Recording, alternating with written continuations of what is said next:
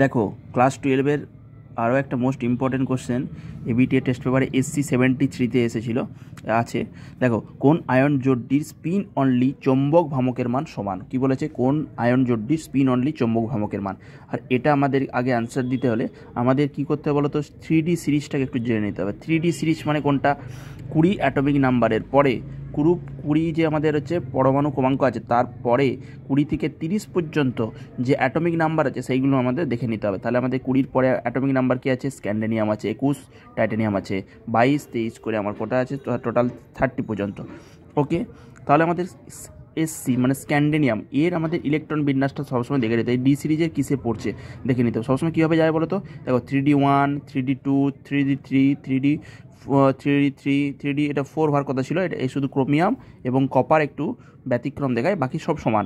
3D5, 3D6, 3D7, 3D8, 3D1, 3D2, 3D3 এইভাবে আমাদের চলতে থাকবে। কীভাবে চলতে হবে? 3D1, 3D2, 3D3, 3D4, 3D5 এইভাবে আমাদের পরপর চলতে থাকবে। ঠিক আছে, ওকে ক্লিয়ার। দেখো এখানে হচ্ছে কি বললাম প্রথমে স্ক্যান্ডেনিয়ামের ক্ষেত্রে কত হচ্ছে বলো তো? আর্গন হচ্ছে 18, স্ক্যান্ডেনিয়ামের কত হচ্ছে বলো তো? Atomic number 21। তার 21টাকে আমরা কীভাবে লিখবো? আর্গন মানে 18, 19, 20 আর 21 টোটাল 21। ওকে, তারপর 3D1 4s2 এটা কত? 3D2 4s2 এটা 22। এটা ভ্যানাডিয়ামের কত বলা হচ্ছে? 23। তাহলে 3D3 4s2। বাট দুটো ব্যতিক্রম, একটা হচ্ছে ক্রোমিয়াম কেন ব্যতিক্রম? কারণ ক্রোমিয়ামের ক্ষেত্রে কী দেখা যায় বলো তো? যেহেতু আমাদের এটা হওয়ার কথা ছিল কত? 3D4 4s1, এটা হওয়ার কথা ছিল কত? 3D4 4s2 হওয়ার কথা ছিল, এটা হওয়ার কথা ছিল। কিন্তু আমাদের 4s2টা যেহেতু আমাদের হাফ ফিল কনফিগারেশন এ অর্জন করতে পারবে, যেহেতু এটা হাফ ফিল কনফিগারেশনে যেতে পারবে, সেহেতু এখান থেকে 4s থেকে একটা ইলেকট্রন এর নিজের কক্ষে নিয়ে হাফ ফিল কনফিগারেশন তৈরি করতে পারবে। ওকে, এক্সাইট করতে দেয়, ওই জন্য 4s থেকে সরাসরি 3Dতে এক্সাইট করে দেয়। যেহেতু আমার এই হাফ ফিল এরকম ছিল, মনে করো 4, এখানে 4s2, তাহলে এই 4s2 থেকে এই 4s2তে যে দুটো ইলেকট্রন ছিল এই একটা ইলেকট্রন এখানে দিয়ে দেয়, তাহলে এখানে হাফ ফিল কনফিগারেশন করে দিচ্ছে, তখন এখানে একটা ইলেকট্রন হয়ে যাচ্ছে। সেই জন্য এটা 3D5 4s1 হয়। ক্রোমিয়াম স্টিক সেম কেসের জন্য কপারেও এই কেসটা হয়। ঠিক আছে, 3D10 4s1। এবারে আমাদের কী বলেছে? কোন আয়ন জোড়টির স্পিন অনলি চৌম্বক ভ্রামকের মান সমান। স্পিন অনলি চৌম্বক ভ্রামক, সেটার মান কত বলো? মিউ দিয়ে আমরা যে এটা মিউ দিয়ে আমরা একে বুঝতে পারি। ঠিক আছে, মানে ডিনোট করি। তাহলে n+n+2 হয়। এটা হচ্ছে আমাদের বোর ম্যাগনেটন, এর ইউনিট হচ্ছে বোর ম্যাগনেটন। তাহলে n সমান আমাদের কি? Number of unpaired electron. n হচ্ছে নাম্বার অফ আনপেয়ার্ড ইলেকট্রন। ওকে, তাহলে আমি আর ক্যালকুলেটার করতে হবে, ক্যালকুলেট করতে অনেক বড় হয়ে যাবে। তাহলে n ইন্টু শুধু মানগুলো বসিয়ে দিলেই হয়ে যাবে। তাহলে nটা আমরা দেখব কোন এই যে আমাদের টোটাল যে কম্পাউন্ডগুলো আছে, কোনটার হচ্ছে আমাদের নাম্বার অফ আনপেয়ার্ড ইলেকট্রনের মান হচ্ছে আমরা সেম দেখে নেব। তাহলে নাম্বার অফ আনপেয়ার্ড ইলেকট্রনের মান যদি সেম হয়, তাহলে এন তো এখানে সেম, তাহলে এন এখানে বসিয়ে দিলে সেটা আমাদের যে চৌম্বক ভ্রামকের মান আসবে স্পিন অনলি সেম আসবে। তাহলে আমরা দেখে নেব কোনটার হচ্ছে আমাদের নাম্বার অফ আনপেয়ার্ড ইলেকট্রনের মান সেম।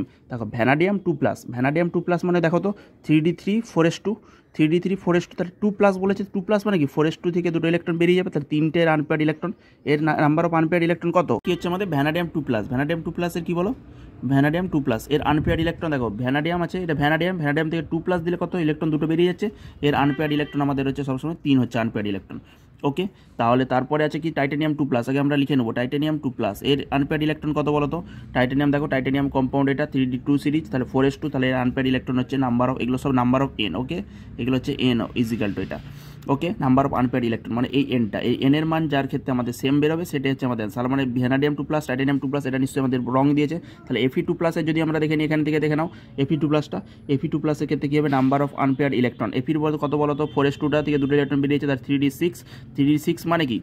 3D6 মানে কি? দেখো এখানে দেখিয়ে দিচ্ছি। 3D6 মানে 1 2 3, দেখো 1 2 3 4 5, 1 2 3 4 5, এখানে 6, তাহলে 4টে আনপেয়ার্ড ইলেকট্রন হয়। 4টে আনপেয়ার্ড, পেয়ার নয়, জোড়বদ্ধ নয়। তাহলে 4টে আমাদের এখানে কী আছে বলো?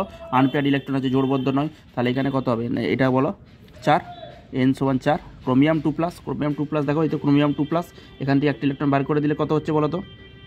ক্রোমিয়াম 2+ না, এটা 3+ ছিল। ঠিক আছে, এটা ক্রোমিয়াম 3+, তাহলে ক্রোমিয়াম 3+ কত হচ্ছে বলো? 4s1 থেকে একটা ইলেকট্রন বেরিয়ে যাচ্ছে, এখানে থ্রি সিরিজ হচ্ছে 3D3 মানে এন সমান এখানে হচ্ছে 3 ওকে। সেটা সেইভাবে হচ্ছে Mn2+ এবং Chromium 2+ করলেও আমাদের আসবে না। Mn2+ কত বলো, Mn হচ্ছে 2+ করলে হচ্ছে 5, এটা n সমান 5। আর Chromium 2+ করলে কত হচ্ছে বলো তো 4, এটা সমান হচ্ছে এখানে 4 আসবে, এখানে 5 আসবে, তার মানে এটা হবে না, সি হবে না, বি হবে না, এ হবে না ওকে। আমি দেখিয়ে দিলাম। এরপরে আমরা চেক করবো ডিটা। ডি চেক করলে আমার দেখা যাবে Copper 2+ মানে কত হচ্ছে, Copper 2+ সবসময় D9 সিস্টেম হয়। Copper 2+ সবসময় কী বললাম, D9 মানে 4s1 থেকে একটা ইলেকট্রন বেরিয়ে যাবে এবং 3D10 থেকে একটা ইলেকট্রন বেরিয়ে যাবে, তাহলে কত হবে 3D9 সিস্টেম ওকে। এখানে n সমান হচ্ছে 9 এবং টাইটেনিয়াম 3+ কত বলো, টাইটেনিয়াম 3+ দেখো, টাইটেনিয়াম 3+ মানে হচ্ছে এই দেখো Ti3+, মানে হচ্ছে তিনটে ইলেকট্রন বেরিয়ে যাবে, দুটো এখান থেকে একটা, তাহলে 3D1 সিস্টেম হবে। দেখো এবার আমি লাস্টারটা আমি দেখিয়ে দিচ্ছি ওকে। এইটা আমাদের অ্যান্সার হবে Copper 2+ এবং টাইটেনিয়াম 3+, এখানে দুটোরই আনপেয়ার্ড ইলেকট্রন একটা করে ওকে। কীভাবে হচ্ছে দেখো আমি তোমাকে দেখিয়ে দিচ্ছি।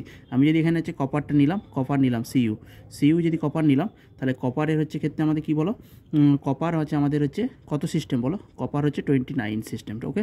কপার এই যে কপার 29, এর অ্যাটমিক নাম্বার কত 29, তাহলে আমাদের হচ্ছে আর্গন 3D10 4s1 হয়। কারণ কি 3D10টা আমাদের 4s2 কেন হয় না, কারণ 3D10 হচ্ছে আমাদের most stable configuration due to fulfilled configuration.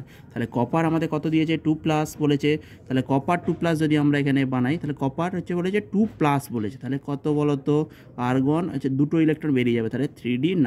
এবার 3D9 মানে কি দেখো, ইলেকট্রনগুলোকে যদি আমরা 3D ইয়েতে দিয়ে দিই আমাদের অরবিটালে, তাহলে আমাদের দেখো 1 2, আমরা যদি 3D অরবিটালে ইলেকট্রনগুলো বসাই, তাহলে কত হবে বলো তো 2 2 2 4 5 6 7 8 9, তাহলে একটা আনপেয়ার্ড ইলেকট্রন হচ্ছে এটা কি n সমান, তাহলে কত হচ্ছে কপারে বলো 1, তাহলে কপারে n সমান 1।